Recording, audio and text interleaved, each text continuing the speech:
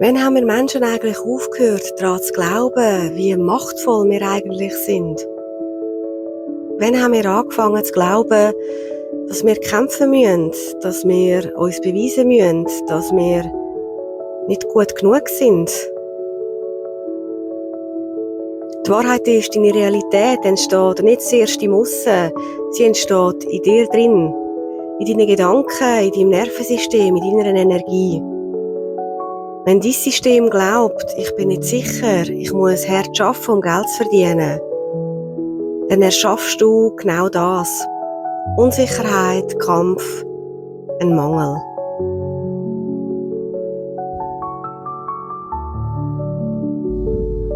Aber was, wenn deine Macht genau da liegt?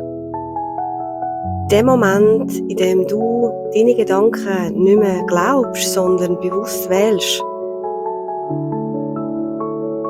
In dem Moment, in dem dein Körper lernt, ich bin sicher, auch ohne Kontrolle, dann verändert sich alles. Du ziehst nicht mehr aus Mangel an, sondern aus innerer Fülle. Du handelst nicht mehr aus Angst, sondern aus innerer Stabilität.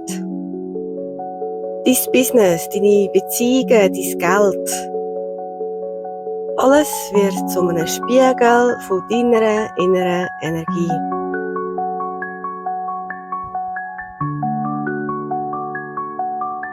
Vielleicht geht es nicht darum, mehr zu machen, sondern dich zu erinnern, wie machtvoll du schon immer gewesen bist.